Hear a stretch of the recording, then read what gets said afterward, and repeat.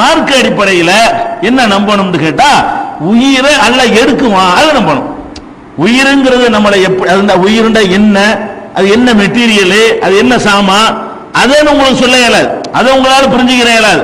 ஆனால் ஒன்ன புரிஞ்சுக்கிற முடியும், நம்மள்கிட்ட இருக்கிற உயிர் இறைவனால் எடுக்கப்படுகிறது, தனித்து வைக்கப்படுகிறது, அது ஒரு பொருளாக இறைவனுடைய கண்ட்ரோல்ல இருந்து அது காக்கப்படுகிறது.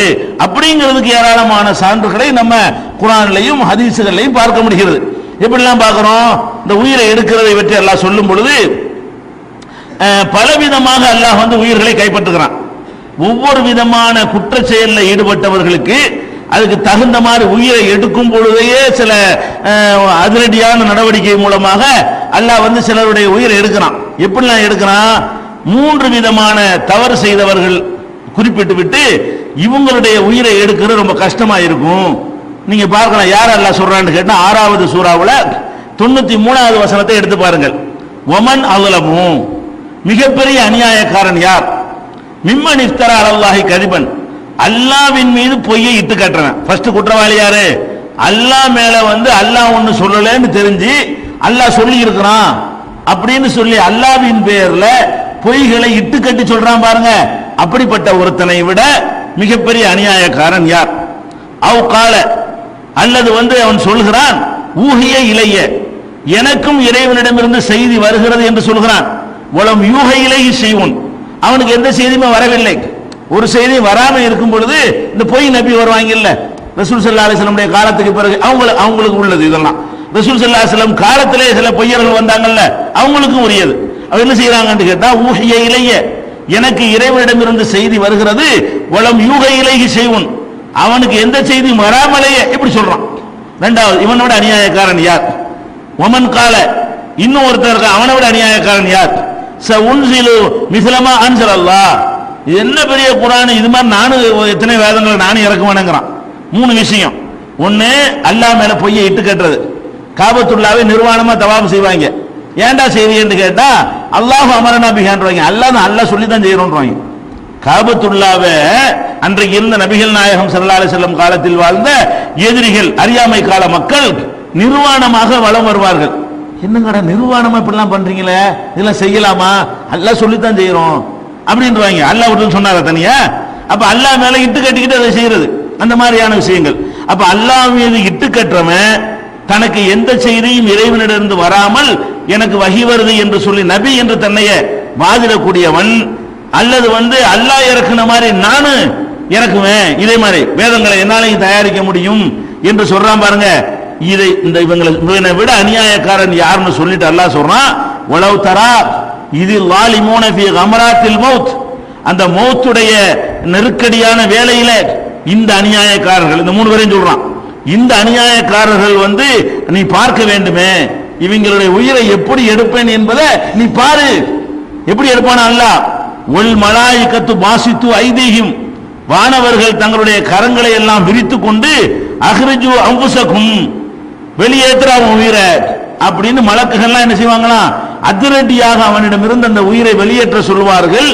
அல் யௌம துஜ்ஸௌன அஸாபல் ஹூன், இன்றைய தினம் இழிவு தரும் வேதனையை நீங்கள் சுவையுங்கள்.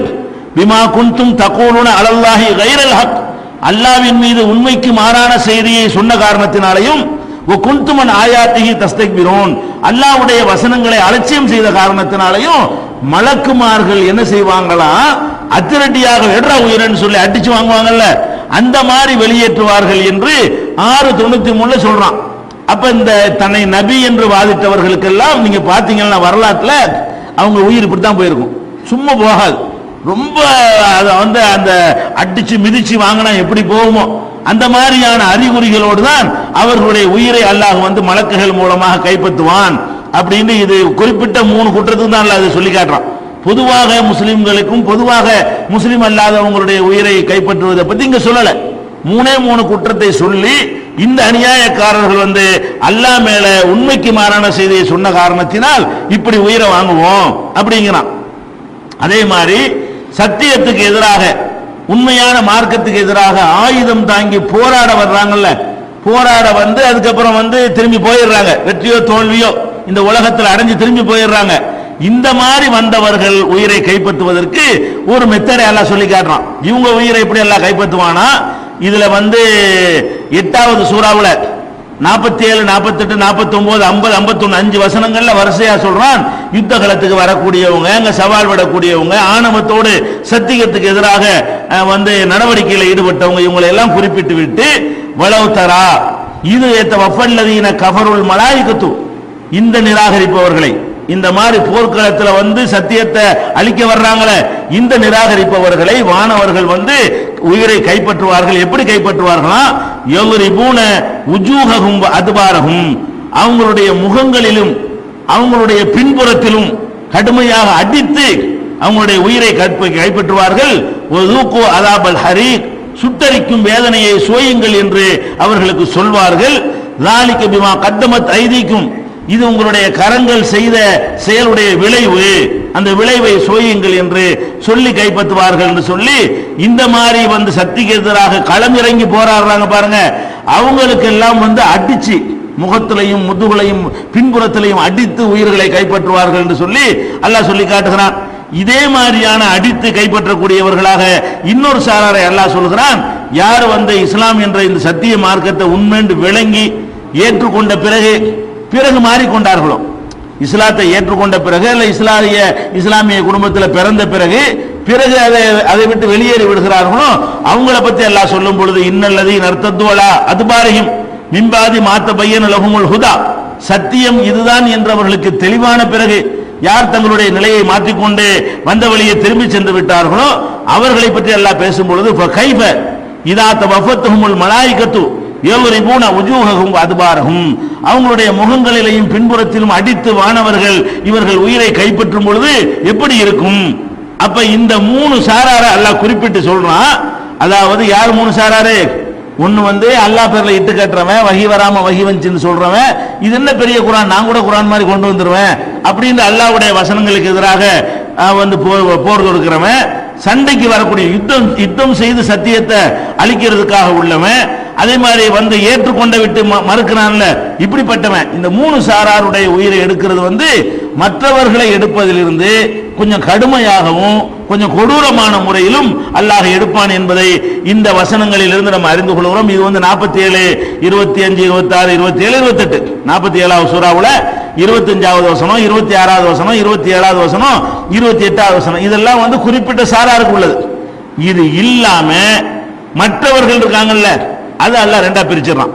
ஒன்னு இறைவனை ஏற்றுக்கொண்ட மக்களுடைய உயிரை எப்படி எடுப்பது, இறைவனை ஏற்றுக்கொள்ளாத மக்களுடைய உயிரை எப்படி எடுப்பது, அதான் பொதுவானது. இந்த 3 குற்றங்களுக்கு உள்ளதுதான் கொஞ்சம் அதிரடியா அல்லாஹ் எடுக்கிறான். மற்றபடி இறைவனை ஏற்றுக்கொள்ளாம ஏகத்துவ மார்க்கத்தை ஏற்றுக்கொள்ளாம இருக்கிறாங்கன்னு வைங்க, அவங்களுடைய உயிரை எடுக்கிற விஷயத்தையும் நல்லவர்கள் உயிரை எடுக்கிற விஷயத்தையும் 16வது சூறாவுல 28ல இருந்து 32 வரைக்கும் வரிசையாக அல்லாஹ் என்ன செய்யறான், அதை தொடரா அல்லாஹ் சொல்லி காட்டுறான். எப்படி சொல்றான்னா, அல்லதீன தத்தவஃபாஹுமுல் மலாயிகத்து லாலிமி அன்ஃபுஸிஹிம், தங்களுக்கு தாங்களே அநீதி இழைத்துக் கொண்டார்களே, இந்த வாசகம் கெட்டவங்களுக்கு சொல்றது. குரான்ல தனக்குத்தானே அநீதி இழைத்துக் கொண்டவன்கிற வார்த்தை எதுக்கு குறிக்கி, அவனுக்கு தான் அநீதி இழைச்சுக்கிட்டா. ஒருத்தவன் திருடுறான்னு சொன்னா அல்லாவுக்கு என்ன நஷ்டம்னு, தண்ணி அடிச்சா அல்லாவுக்கு அவனுக்கு கேடு, அவன் இபாதத்து செய்யாம இருந்தா யாருக்கு கேடு, அவனுக்கு கேடு. அப்ப தீமை செய்பவர்களுக்கு குரான் பயன்படுத்தக்கூடிய சொல் வழக்கு என்ன, தனக்குத்தானே அநியாயம் செய்து கொண்டவன். அல்லாஹ் சொல்லி காட்டுகிறான், அல்லதீன தத்தவஃபாஹுமுல் மலாயிகத்து லாலிமி அன்ஃபுஸிஹிம், தங்களுக்கு தாங்களே அநியாயம் செய்து கொண்டார்களே அவர்களுடைய உயிர்களை மாணவர்கள் கைப்பற்றும் பொழுது ஃபஅல்கவுஸ் ஸலம மா குன்னா நஅமலு மின் சூயின், உயிரை கைப்பற்றும் மாணவர்கள் வந்தவுன எல்லாரும் சகட்டு மணிக்கு ஒரு வார்த்தையை சொல்லிடுவானா. என்ன சொல்லுவான், மா குன்னா நஅமலு மின் சூயின், நாங்க ஒரு தப்புமே செய்யல, எங்களை விட்டுருங்க அப்படின்னு சொல்ல வச்சுதான் கைப்பற்றுவாங்க. எல்லாரும் என்ன செய்வான், இல்லையா அப்படிலாம் நம்ம அப்படியால் கிடையாது, நம்மளை பத்தியா நீங்க அப்படி நினைக்கிறீங்க, அந்த மாதிரி சொல்ற மாதிரி என்ன செய்வானா, எல்லாருமே இந்த வாசகத்தை சொல்லுவானா. அப்ப கைப்பற்றும் பொழுது என்ன சொல்லுவாங்களா, இதை சொல்லிதான், அதாவது இதுல இருந்து நமக்கு விளங்குறது, ஒருத்தன் நரகத்துக்கு போவானா அல்லது சொர்க்கத்துக்கு போவானா, இது சாவும் போது அவனுக்கு கன்ஃபார்ம் ஆயிரும். எப்படி சொல்லுவாங்களா, ஃபதுகுலு அபுவாப ஜஹன்னம, நரகத்தின் வாசல் நுழைடானி, ஹாலிதீன பீஹா, அதுல என்றென்றும் நிரந்தரமாக இருப்பதற்காக வேண்டி நரகத்தினுடைய வாசல்களில் நுழை, ஃபலபிஸ மஸவல் முத்தகப்பிரீன், பெருமை அடித்து அகந்தை கொண்டவர்களுடைய தங்குமிடம் அதுதான். அதுதான் கெட்ட தங்குமிடம், அங்க போ நீ. அப்ப உயிரை கைப்பற்றும் பொழுது அவங்க கைப்பற்ற வருவாங்களா? இல்ல நம்மளை விட்டுருங்க, நான் அது மாதிரி ஆள் இல்லைன்னு இவன் சொல்லுவான். உடனே என்ன செய்வாங்க வானவர்கள், நீ நரகத்துக்குள்ள போ, நிரந்தரமா உன்னை தங்க வைக்கிற நரகம் ஒண்ணு காத்துக்கிட்டு இருக்கிறது, அதுக்கு தான் நீ போவ இப்படின்னு சொல்லிதான் அநியாயக்காரர்கள் என்று சொல்வது வந்து இறை மறுப்பாளர்கள். அவங்க நிரந்தரமா இருப்பாங்க. ஹாலிதின பீகாங்கிற வார்த்தை யாருக்கு உள்ளது? நிரந்தரமாக இருக்கிறவர்கள் என்பது இந்த பெரிய தப்பு. இஸ்லாத்துக்கு ஏற்காமல் ஏகத்துவ கொள்கை நம்பாதவர்களுக்கு சொல்லக்கூடியது. அதுக்கப்புறம் வந்து அல்லதீன தத்தவஃபாஹுமுல் மலாயிகத்து தய்யிபீன, நல்லவர்களாக இருந்தார்களே, தூய்மையான கொள்கையை கொண்டவர்களாக, அவங்கள வந்து உயிரை கைப்பற்றும் பொழுது என்ன சொல்லுவாங்களா? வந்தோன்னு அஸ்ஸலாமு அலைக்கும்ன்றுவாங்க. சலாமுன் அலைக்கும் சொல்லி தான் வருவாங்க. சலாம் கேட்டாலே நம்ம கன்ஃபார்ம் பண்ணிக்கலாம். நம்ம சக்கராத்தில் இருக்கும் பொழுது சலாம் மலக்கிட்ட சலாம் வந்துச்சுன்னு வைங்க, பாஸ் ஆயிட்டோம். என்ன பாஸ் ஆயிட்டோம்? பரீட்சையில தேறியாச்சு. ஏன்னா சலாம் அவனுக்கு சலாம் கிடையாதுல. சலாம் சொல்லிட்டு நம்மள்ட்ட வர்றாங்களா, சும்மா வர்றாங்களா, எல்லாரும் இதை அனுபவிப்போம். அனுபவிச்சுட்டு வெளியே சொல்ல நம்ம போயிடுறோமே. நம்ம வெளியே பொழைச்சு வந்தா திருப்பி வந்தாலும் மறுபடியும் சொல்ல முடியும் மக்களுக்கு. எல்லாரும் இதை பார்த்துட்டு தான் போறான். என்ன பார்க்கணும்?